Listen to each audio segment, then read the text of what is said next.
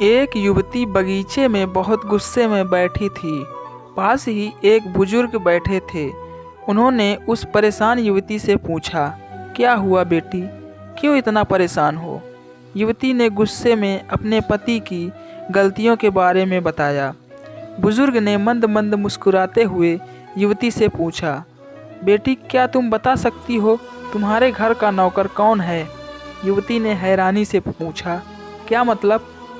बुजुर्ग ने कहा, तुम्हारे घर की सारी ज़रूरतों का ध्यान रखकर उनको पूरा कौन करता है? युवती, मेरे पति।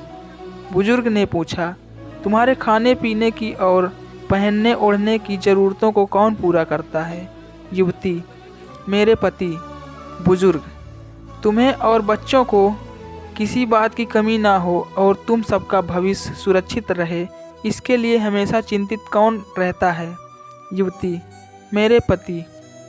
बुजुर्ग ने फिर से पूछा, सुबह से शाम तक कुछ रुपयों के लिए बाहर वालों की और अपने अधिकारियों की खरी खोटी हमेशा कौन सुनता है? युवती, मेरे पति। बुजुर्ग, परेशानी और गम में कौन साथ देता है? युवती, मेरे पति। बुजुर्ग, तुम लोगों के अच्छे जीवन और रहन सहन के लिए दूर दराज जाके सारे सगे संबंधियों को, यहाँ तक कि अपने माँ बाप को भी छोड़कर जंगलों में भी नौकरी करने को कौन तैयार रहता है? युवती, मेरे पति। बुजुर्ग, घर के गैस, बिजली, पानी, मकान, मरम्मत एवं रख रखाव, सुख सुविधाओं, दवाइयों, किराना, मनोरंजन, भविष्य के लिए बचत बैंक, बीमा, अस्पताल, स्कूल, कॉलेज, पास पड़ोस, ऑफिस और ऐसी ही ना जाने कितनी सारी जिम्मेदारियों को एक साथ लेकर कौन चलता है? युवती, मेरे पति। बुजुर्ग, बीमारी में तुम्हारा ध्यान और सेवा कौन करता है?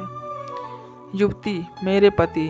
बुजुर्ग बोले, एक बात और बताओ, तुम्हारे पति इतना काम और सबका ध्यान रखते हैं, क्या कभी उसने तुमसे इस बात के पैसे लिए हैं? युवती, कभी नहीं। इस बात पर बुजुर्ग बोले कि पति की एक कमी तुम्हें नज़र आ गई, मगर उसकी इतनी सारी खूबियाँ तुम्हें कभी नज़र नहीं आई। मानो ना मानो, जब तुम दुखी हो तो वो तुम्हें कभी अकेला नहीं छोड़ेगा। वो अपने दुख अपने ही मन में रखता है, लेकिन तुम्हें नहीं बताता ताकि तुम दुखी ना हो। हर वक्त हर दिन तुम्हें कुछ अच्छी बातें सिखाने की कोशिश करता रहता है, ताकि वो कुछ समय शांति के साथ घर पर व्यतीत कर सके और दिन भर की परेशानियों को भुला सके।